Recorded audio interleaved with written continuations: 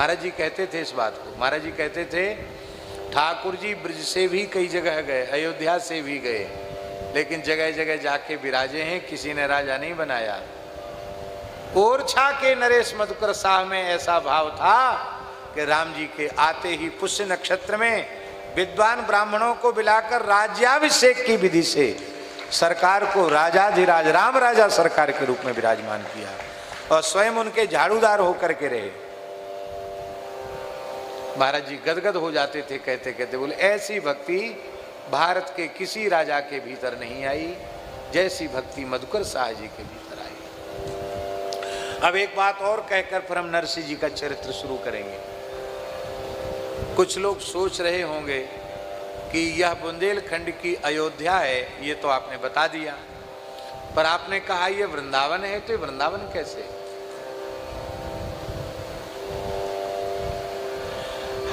हमारे स्वभाव में है कि हम निराधार अप्रामाणिक असैद्धांतिक बात प्रयत्न करते हैं कि हमारी वाणी से न निकले, भगवान न निकलवावे। इसका भैया जी प्राचीन इतिहास है।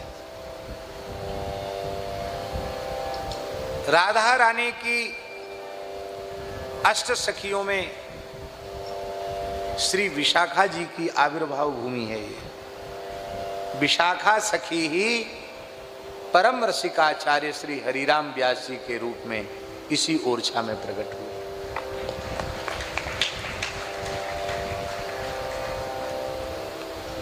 और इसी ओरछा की घटना भैया जी, तब व्यास जी वृंदावन नहीं पहुंचे थे तब की बात है, पर सखी स्वरूप तो है ही है, तो वो रस तो उनके हृदय में उद्वेलित हो ही रहा है कि उपासना तो आरंभ हो गई थी उनकी, क्योंकि विश्वनाथ जी ने, काशी विश्वनाथ जी ने कृपा कर दी थी। और श्री मधुकर साह महाराज का नियम था कि बिना गुरु दर्शन के वे जल भी नहीं पीते थे, नित्य गुरु दर्शन करते थे। उनके गुरु श्री हरिराम जी व्यास थे।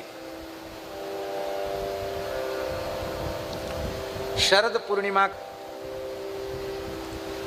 और ये तो हंस वहीं का है हरिराम व्यास जी, तो उसी प्रेम सरोवर में कर रहे थे। आया कि शरद पूर्णिमा है, महाराज आएंगे, उनके साथ 10-20 लोग होते भी हैं, विक्षेप होगा, चलें कहीं एकांत में बैठकर रास की भावना में डूब जाए।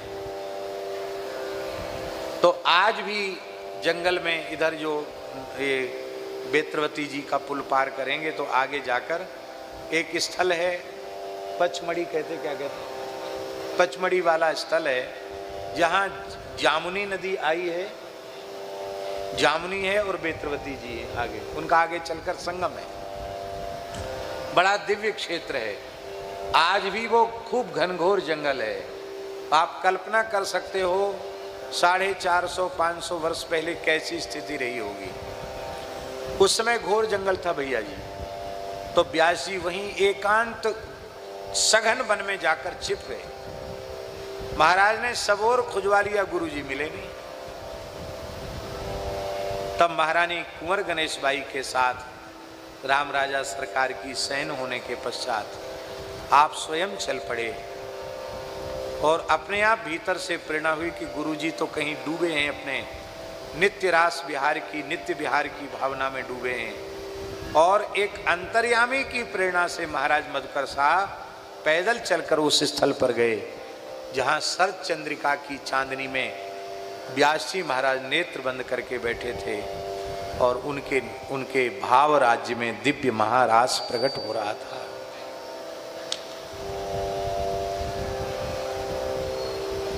मधुकर साह जी पहुंचे, दंडवत प्रणाम किया। उनकी भी स्थिति कोई सामान्य नहीं है मधुकर साह जी की। कुंवर गणेश बाई के साथ साक्षात ठाकुर जी बातचीत करते हैं, सामान्य अवस्था नहीं है दोनों की।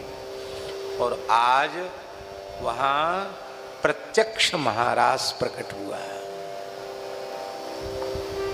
ये ओरछा की ऐतिहासिक घटना है। अब हम आपसे पूछते, महारास कहाँ होता है? वृंदावन में होता कि वृंदावन के बाहर होता? बोलो।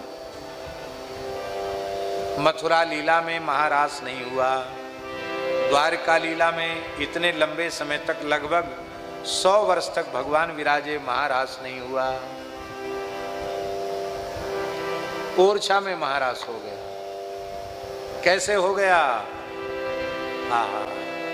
यहां व्यास जी ने अपनी भावना से वृंदावन को प्रकट कर दिया। और जामुनी का तट है, जामुनी ही जमुना जी हो गई और वह वन ही वृंदावन हो गया और वहां महारास प्रकट हो गया। एक प्रमाण। दूसरा प्रमाण, मधुकर साहब महाराज के ही भाई बंधु थे श्री राजा राम सिंह बुंदेला।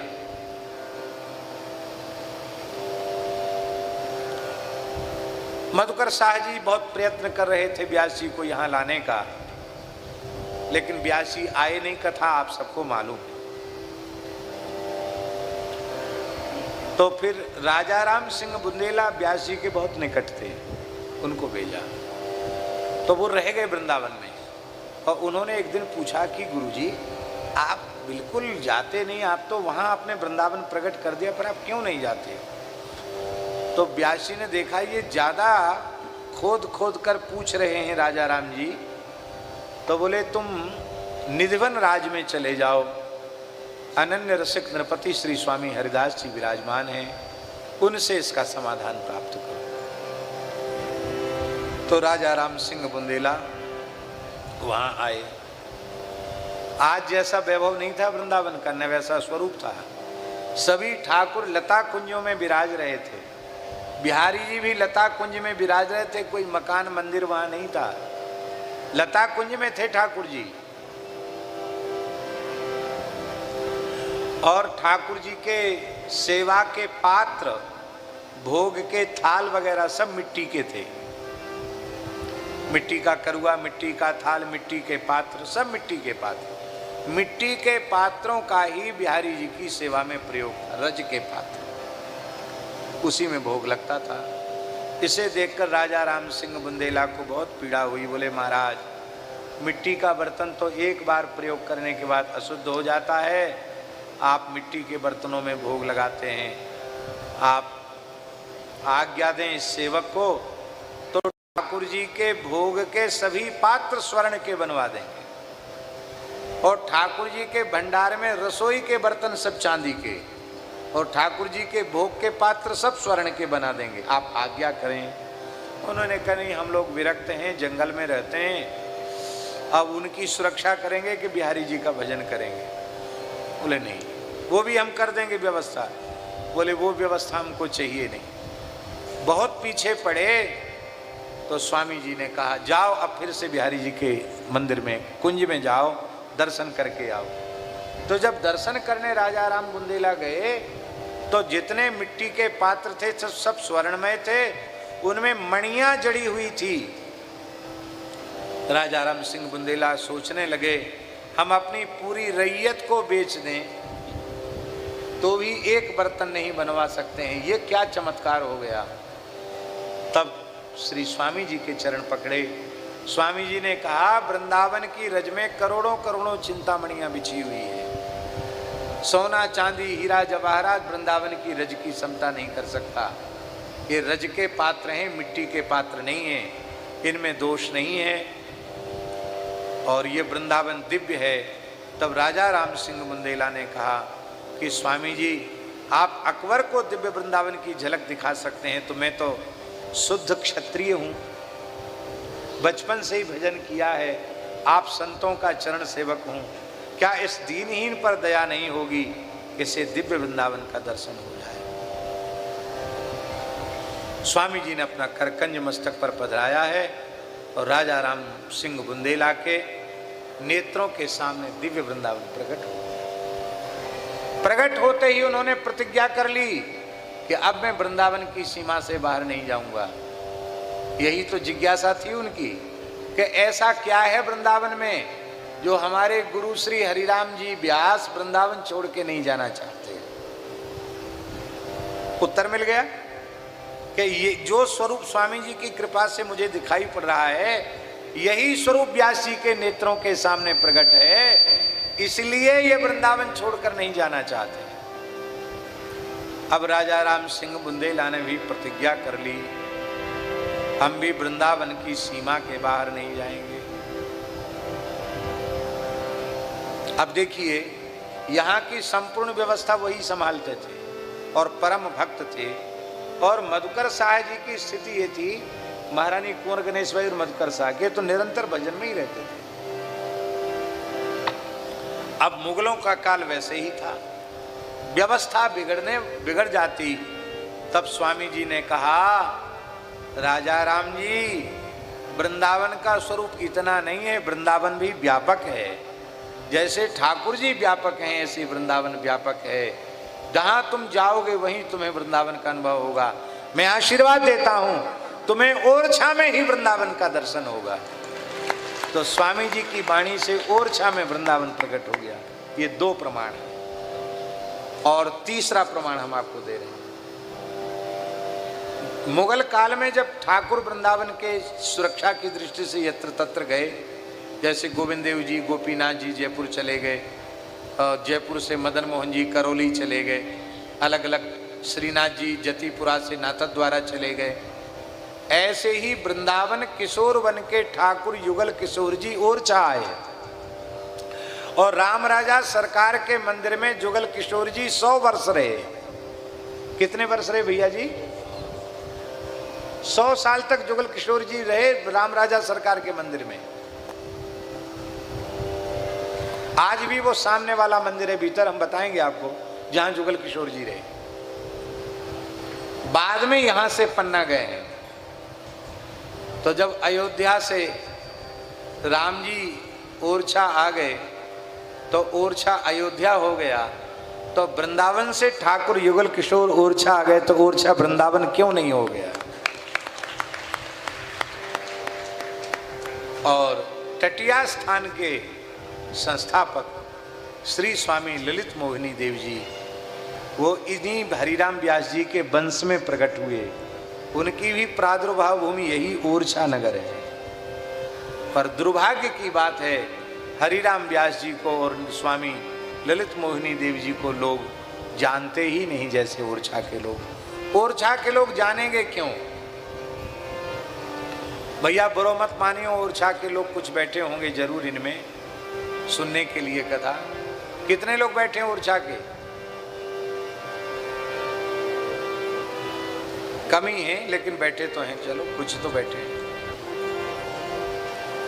ओरछा के लोग स्वयं के साथ घोर अन्याय कर रहे हैं। कान खोलकर सुन लो। ओरछा निवासी स्वयं के साथ घोर अन्याय कर रहे हैं। हम भगवान के धाम में रहते हैं, और धाम वासी को किस रहनी से रहना चाहिए, उसकी गंध भी ओरछा में रहने वाले लोगों में प्रायः नहीं है। कोई गिने चुने छिपे हुए हों तो हमें पता नहीं। उसका कारण है, सबके भीतर एक पिशाच घुस गया है। उसका नाम है अर्थ पिशाच। हर घर होटल बन गया। विदेशी लोगों को ठहराने का प्रचलन हो गया। उसी घर में वो मद्य पीते हैं, मांस खाते हैं, और मौका पड़ता है तो दुराचार व्यभिचार भी करते हैं। और ये सब धन के लालच में हो रहा है। वो लोग पैसा कमा रहे हैं। हम आपसे पूछते हैं कि इस प्रकार की कमाई पाप की कमाई है कि पुण्य की कमाई? सच्ची ईमानदारी से बताओ। पुण्य की कमाई है, पाप की कमाई है।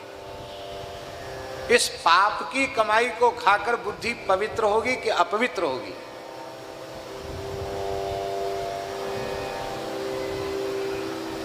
बहुत भारी दुर्दशा है। हाँ, अब कनक बिहारी जी बैठ रहे हैं, अब कुछ जग जाए तो भगवान जाने। लेकिन वो एक कहावत है ना, दीपक तले अंधेरा। सालों साल बीत जाते हैं, ओरछा के लोग राम राजा सरकार के दर्शन नहीं करते।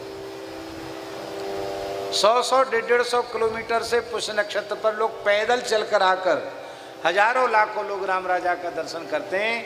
महाराज ओरछा के लोग, हाँ, विवाह पंचमी की पंगत होती तो जीवने पहुंच जाते हैं। सरकारी उत्सव होता है, भंडारा होता है, पंगत होती तो भोजन करने चले जाते हैं। रामनवमी पर भी कुछ मिलता होगा तो चले जाते हैं। प्रसाद निष्ठ हैं, दर्शन से उनको ज्यादा कोई लेना देना नहीं।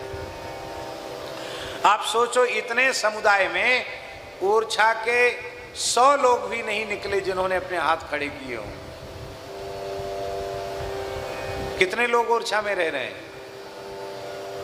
ये ओरछा की स्थिति क्यों है? इसका मूल कारण है आप राम राजा सरकार के धाम में रहकर उनके सिद्धांतों के विपरीत चल रहे हैं। धन के लोभ ने आपकी वृत्ति को बिगाड़ दिया है। भैया, हमारा किसी से वैर विरोध नहीं है, हमारा किसी के प्रति असद भाव नहीं है, पर हम ईमानदारी से चाहते हैं कि हे श्री राम राजा सरकार, आप ऐसी कृपा करें कि आपकी इस ओरछा नगरी में कोई ऐसा जीव न दिखाई पड़े जिसके मस्तक पर ऊर्ध्वपुंड्र न हो, जिसके गले में जुगल कंठी न हो, जिसकी जिह्वा पर जुगल नाम न हो। ऐसा हो जाए तो क्या कहना।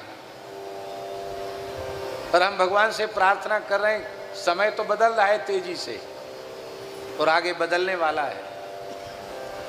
समय भी बदलने वाला है। हमारे पूज्य सदगुरुदेव भगवान श्री पहाड़ी बाबा महाराज कहा करते थे, श्री गुरुदेव भगवान पहाड़ी बाबा के वचन है, बाजी तांत राग पहचानो। अच्छे गवैया होते हैं, तांत बस्ती राग पहचान जाते हैं कि कौन सा राग आलापा जाएगा। तो भगवत कृपा से जो राग इस समय छेड़ा जा रहा है उससे भविष्य के अच्छे संकेत मिल रहे हैं। भगवान के अनुग्रह से वह समय आएगा जब भारत अखंड होगा। अखंड भारत होगा और वैदिक हिंदू सनातन संस्कृति का ध्वज पूरे विश्व में फहराए। हम कोई भविष्य दृष्टा या भविष्य वक्ता नहीं है, लेकिन भगवान की प्रेरणा से हमको ऐसा लगता है कि ऐसी कुछ परिस्थितियां बन रही हैं, कैसा हो जाएगा।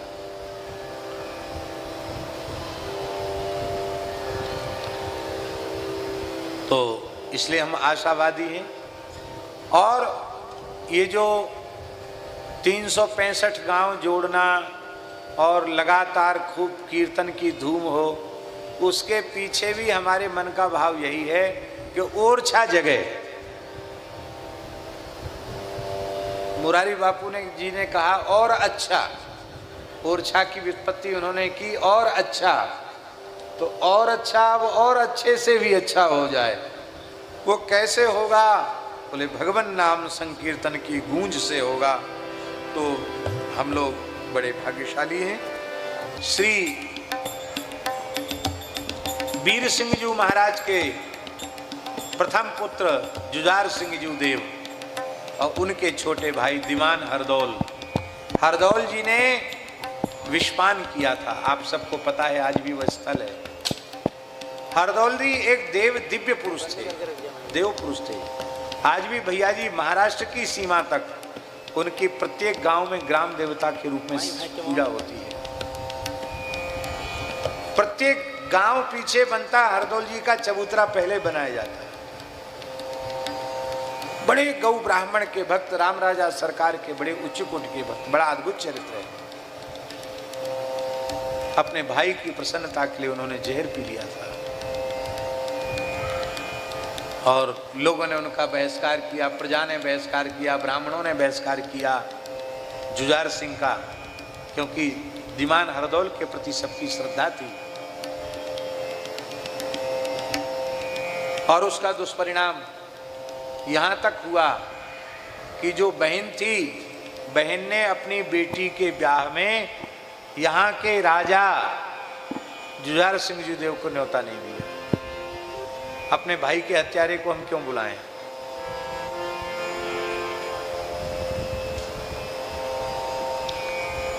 और जहां हरदौल की समाधि है, वहां रोते हुए बहन ने आकर चिट्ठी रखी और हरदौल जी पूरा भाग परावनी लेकर के गए पधारने के बाद। और एक बुंदेलखंड में परंपरा है कि मामा हाथ में गड़ुआ लेकर और गाय के ताजे घी से भरकर समूदी रोटी जो होती है, पंगत होती है, कच्ची रसोई, उसमें गंगा सागर से घी परोसता है। बोले मामा जी की वो रस्म तो हुई नहीं। तब केवल लोगों को हाथ दिखाई दिए, दीवान हरदौल ने घी परोस करके दिखाया। और फिर जब दुल्हा ने कहा कि जब तक वो मुझे अपने गले से नहीं लगाएंगे तब तक मैं अन्न का कण भी ग्रहण नहीं करूंगा, मैं भोजन नहीं करूंगा, तब सबके सामने दीवान हरदौल दिव्य रूप में प्रकट हुए और अपने भांजे को छाती से लगाया और कहा कि कोई भी हमको भाग पहरावनी का निमंत्रण देगा तो हम जरूर वहां आएंगे। आज इस क्षेत्र में ऐसी बात है कि किसी के घर में कोई मंगल कार्य हो, हरदौल जी के पास न्योता जरूर जाता है। बड़ा अद्भुत चरित्र है। लेकिन हम तो इस समय श्री नरसिंह मेहता जी का चरित्र गा रहे हैं। आई एक समस्या आई एक समस्या आई। क्या समस्या आई? बीच पंथ में टूटी गाड़ी, बीच पंथ में टूटी गाड़ी। बीच रास्ते में गाड़ी टूट गई, बिखर गए चक्का पहिया सब गाड़ी के, जुआ बिखर गया, सब बिखर गई गाड़ी। अब वहां जंगल में कौन सहायक है जो टूटी हुई गाड़ी को सुधारे? क्योंकि ठाकुर जी तो गाड़ी में ही चलेंगे और जो बेचारे सूरदास हैं उनको कहाँ बिठाया जाए? गाड़ी में बिठाया जाएगा। बैल भी वृद्ध हैं, बड़ी समस्या है। तो ऐसी परिस्थिति में फिर और किसको पुकारा जाए ठाकुर जी को छोड़कर? इसलिए नरसिंह जी ठाकुर जी को पुकार रहे हैं। दुर्वासा जी 10,000 शिष्यों को लेकर काम्यक वन में पहुंचे दुर्योधन की प्रेरणा से। योजना यही थी कि दुर्वासा की शाप से पांडव जलकर भस्म हो जाएंगे, इसलिए जानबूझकर ऐसे समय पर गए जब द्रौपदी ने सबको जिमा दिया था और बटलोई को धो मांझ के रख दिया था। और 10,000 शिष्यों के सहित युधिष्ठिर ने दुर्वासा जी को न्योता दे दी। दुर्वासा जी चले गए जमुना स्नान के लिए। बोले हम मध्याह्न संध्या करके आते हैं, फिर भोजन करेंगे। न्योता स्वीकार भी। युधिष्ठिर ने कहा द्रौपदी कहाँ आ गया? बोले तैयारी करो। बोले क्या तैयारी करें? तो पता नहीं है 10,000 शिष्यों के सहित दुर्वासा जी को निमंत्रित किया गया है। तैयारी क्या करना? बटलोई है ना घर में। बोले आपको भूल गया क्या? बटलोई तब तक काम करती है जब तक मैं भोजन नहीं कर लेती। सबके भोजन करने के बाद मैंने भोजन कर लिया, अब बटलोई को धो मांझ के रख दिया। अब तो कल हो सकती है वो सामर्थ्य बटलोई में, आज तो नहीं।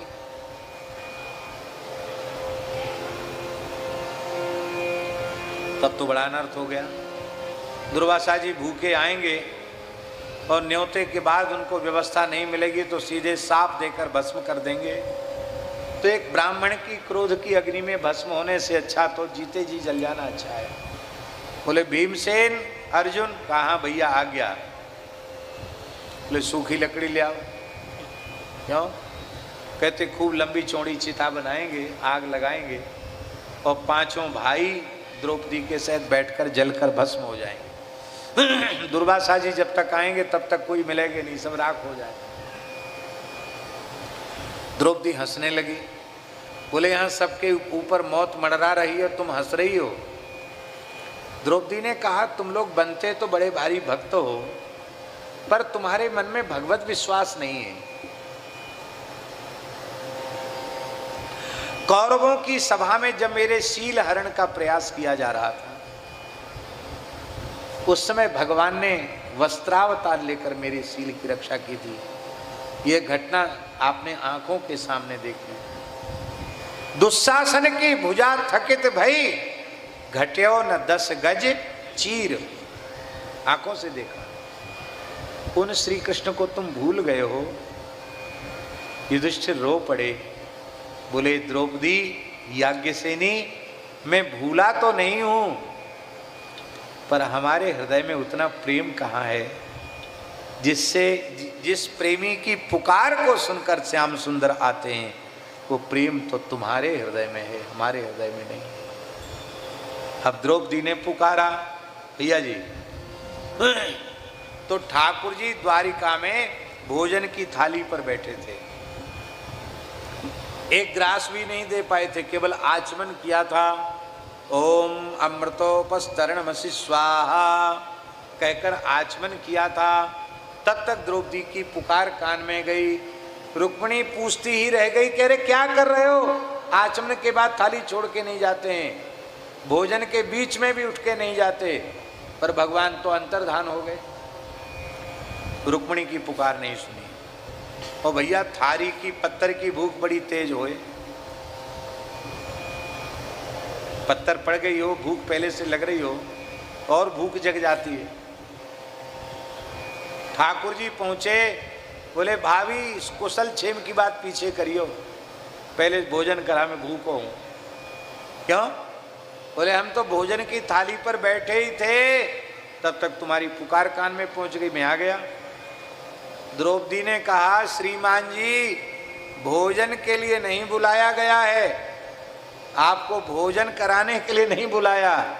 आप 10,000 शिष्यों के साथ दुर्वासा जी की भोजन की व्यवस्था बनाइए, व्यवस्था कीजिए भोजन की, आपको खुद खाने के लिए नहीं बुलाया है। अरे बोले पहले मुझे तो खवाए तब दूसरी व्यवस्था में बनाऊं, भूख लग रही बड़ी जोरन की। ठाकुर जी तो नटवर नागरे रोने लग गए भूख के मारे। द्रौपदी भी फूट फूट कर रोने लगी। आज कैसी विकट परिस्थिति है, मेरे प्रियतम भूखे हैं, भोजन मांग रहे हैं और यहाँ कुछ भी नहीं है,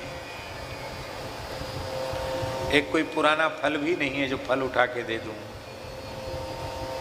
कहा प्रभु प्रतीक्षा कीजिए, अभी जंगल से कुछ कंदमूल फल की व्यवस्था आपके लिए करती हूँ। पर इतनी सबर कहाँ है, जो कछु होए वो ले आओ। तो कहा कुटिया में कुछ नहीं है। ठाकुर जी ने कहा त्रिलोकी को तृप्त करने की सामग्री घर में रखी हुई है और तू बड़ी भारी कंजूसी कर रही है खवाने में। कहाँ रखी? बोले बटलोई में। अरे प्रभु बटलोई को धो मांज के रख दिया गया है। बोले लाओ तो सही। और बटलोई जब आई तो उसमें एक साग का पत्ता लगा था। क्यों लगा था साग का पत्ता? द्रौपदी क्या इतनी असुचि थी, फूहड़ थी, जो बर्तन ठीक से न मांजा हो? द्रौपदी यज्ञ के कुंड से प्रकट हुई है, पात्र जूठा नहीं था, पात्र में साग का पत्ता नहीं था, तब कहां से आया? पूज्य सदगुरुदेव श्री भक्तमाली जी कहते थे कि जिस परमात्मा के संकल्प से विश्व ब्रह्मांड प्रकट हो जाता है, उस परमात्मा के संकल्प से बटलोई में एक साग का पत्र प्रकट नहीं हो सकता। ये श्री कृष्ण के संकल्प से प्रकट हो गया, वो जूठा नहीं था। उसको निकाला ठाकुर जी ने, हथेली पर रखा। बोले प्रेमी का तो एक कण भी मेरे लिए बहुत होता है। और भगवान ने कहा अनेन विश्वात्मा तृप्यंताम, इस शाक पत्र से विश्वात्मा तृप्त हो जाएं। जैसे जल पिया तीनों लोकों में रहने वाले ब्रह्मा जी तक के पेट भर गए, सबके पेट भर गए। चींटी से हाथी तक, जड़ से चेतन तक सब तृप्त हो गए। और दुर्वासा जी की हालत तो ये हो गई, उनके शिष्यों के सहित यहाँ तक भर गए। सांस लेना मुश्किल हो गया। हमारे ब्रज में एक कहावत प्रसिद्ध है कि एक जगह न्योतो हो और एक चौबे जी बहुत ज़्यादा खाए गए। तो इतना ज़्यादा खाए गए कि अब वो पंगत से उठने में समर्थ नहीं रहे, वहीं पड़ गए। जजमान को बड़ी चिंता भई कि कहीं यहीं शहीद न हो जाएं। तो एक खटिया पे उनको लिटा करके कंधे पे रख के लोग ले गए। बोले वैद्य जी के पास ले चलो, श्वास रुक रही है, कहीं घटना न घट जाए। प्रार्थना भी कर रहे थे कहीं बीच में ही शरीर पूरा ना हो जाए। तो जैसे ही वैद्य जी के यहाँ ले गए, दरवाजे पे खटिया रखी, वैद्य जी को सारी समस्या बताई। वैद्य जी तुरंत चूरन घोल के लाए। बोले अभी एक घूंट चूरन लो गर्म पानी के साथ, अभी देखो पत्थर खाया होगा तो भी हजम हो जाएगा। इतना सुनते ही चौबे जी बोले अरे कम बखत, एक घूंट पानी और चुटकी भर चूरन की जगह होती तो एक गुलाब जामुन और क्यों न खा लेते। इतनी जगह होती तो गुलाब जामुन खा लेते, इतनी जगह भी नहीं है। जैसी हालत उन चौबे जी की हो गई, ऐसी ही हालत इससे भी गई बीती हालत दुर्वासा जी की शिष्यों के सहित हो गई। तो ये नटवर नागर ऐसे ही हैं, खिलाने के लिए बुलाया तो भूखे आ गए, बिगड़ी गाड़ी बनाने के लिए बुलाया तो हेला देने लगे कि हमको ही बिठा लो। अरे भाई हमारे खुद के लिए तो समस्या हो रही है, तुमको हम कहां से बिठावें। नरसी कहे अहेलाचारी, नरसी कहे अहेलाचारी, वृद्ध बैल कमजोर सवारी, वृद्ध बैल कमजोर सवारी। आप देख लो गाड़ी के सब ठाट बिखर गए हैं, बैल भी बूढ़े हैं और ये बेचारे सूरदास, इनका कोई सहारा नहीं, इनको तो इसमें बिठाना ही पड़ेगा। ठाकुर जी ने कहा कहें तब छद्म रूप घनश्याम, कहें तब छद्म रूप घनश्याम, हमारो कृष्णा खाती ना, हमारो कृष्णा खाती नाम, बनाऊं अब ही बिगड़े काम, बनाऊं अब ही बिगड़े काम।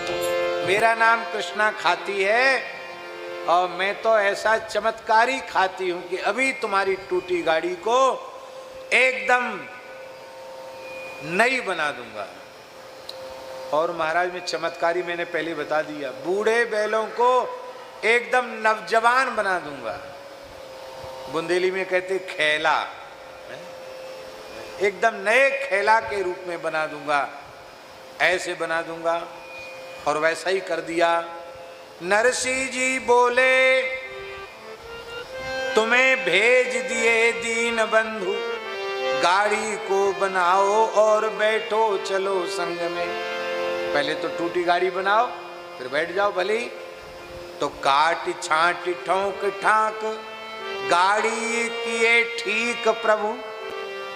अरे जिनके संकल्प से अनंतानंत ब्रह्मांडों का सृजन हो जाता, गाड़ी कौन सी चीज है। तत्काल गाड़ी ठीक हो गई और बोले हमको गाड़ी बनाना ही नहीं आता, गाड़ी हाँकना भी बहुत अच्छा आता है, क्योंकि अर्जुन के सारथी बने हैं। हाँ, पार्थ सारथी, हमको हाँकना बहुत अच्छा आता है। बैठे गाड़ी बान बनी हाँकते उमंग में। नरसिंह जी संकोच में पड़ गए। बोले आप संकोच में क्यों आ गए। बोले आपने हमारी गाड़ी बना दी और इसको हाँकने की भी जिम्मेवारी ले ली, पर हम तो एकदम अकिंचन हैं। हमारे पास आपको देने के लिए पारिश्रमिक के रूप में कुछ भी नहीं। मैं क्या दे सकता हूं आपको। कृष्णा खाती बोले कि भेंट दक्षिणा तो सब जगह मिले बाबा, हमने सुनिए कि तुम बहुत अच्छे भजन गाओ, तो एक दो भजन सुना देना। इतना सुनते नरसिंह जी उमंग में बोलो, एक भजन दो भजन नहीं, जब तक यात्रा चलेगी लगातार भजन गाऊंगा, क्योंकि यही तो हमारा धंधा है, यही हमारा काम है, दूसरा काम नहीं। कृष्णा की मजूरी माही नरसी सकुच बूझी, भजन सुनाए रहे भीजे रस रंग में। शहर अंजार के समीप पहुंचाए प्रभु, चले फेरी आनो मोही माहेरो प्रसंग में। अंजार में भैया जी 1.25 प्रहर तक तो सोने की वृष्टि हुई है। कितने प्रहर तक? आज भी वहां भूमि में लोगों को स्वर्ण मिल जाता। कहते हो नरसिंह जी के लिए भगवान ने 1.25 प्रहर कंचन वर्षा की थी, वो सोना। अद्भुत चरित्र है। ठाकुर जी को पहुंचाने में कितनी देर लगी? तुरंत जूनागढ़ से अंजार पहुंचा दिया। कहां? कच्छ भुज में, कच्छ क्षेत्र में है ना अंजार, तो वहां पहुंचा दिया। आज भी ठाकुर जी की कृपा है, अंजार के लोग बड़े सुखी और समृद्ध हैं, कमजोर नहीं है अंजार के लोग। नरसिंह मेहता जा लगे समधी जी के द्वार, समधिन के तीखे बचन, समधिन तीखे बचन की करन लगी बौछार। समधिन तो गाती ना गीत, वो गीत नहीं गा रही थी, वो सीधे गाली दे रही थी। अरे मूड फोरा बैरागी, हमारी नाक कटवाने, नाक का नारी कटवाई डाली हमारी समाज में, इज्जत हमारी खत्म कर दी। एक बैलगाड़ी लेके तूमा कठारी कमंडल गोपी चंदन माला और इन अंधे बाबाजियों को लेकर तुम यहाँ चले आए। तुम्हारे नात गोत्र रिश्ते का कोई व्यक्ति तुम्हारे साथ नहीं है। सबसे धनाढ़ व्यक्ति थे वो, और सब नाते रिश्तेदारों को बढ़िया बढ़िया महलों में ठहराया गया था। और नरसिंह जी को एक टूटी फूटी पुरानी गौशाला में निवास दिया गया। नड़िया लगे हुए थे, खपरेल, और उसमें गाय भी नहीं रहती थी। गाय रहती है तो जगह ठीक रहती है, पहले कभी गाय रहा करती थी। तो एकदम कचड़े का अंबार वहां लगा था, कोई व्यवस्था के नाम पर कुछ नहीं। पर भक्त कितने संतोषी होते हैं। बोले देखो हमारे साथ तो गोपाल जी हैं, तो गोपाल जी तो गौशाला में ही रहेंगे और कहाँ रहेंगे। सब संत जुट गए, पूरी गौशाला की सफाई कर ली, उसी को लीप पोत करके बीच में ठाकुर जी का सिंहासन, तुलसी का गमला सामने रख दिया। वहीं अपने टाट वाट बिछाकर वहीं कीर्तन भजन होने लग गया। और नाहम बसामि वैकुंठे योगिनाम हृदय न च मदभक्ता यत्र गायंती तत्र तिष्ठामि नारद। जहाँ कीर्तन होता भगवान वहीं रहते। महाराज जैसे लगा कि वहीं द्वारिका प्रकट हो गई, वहीं बैकुंठ प्रकट हो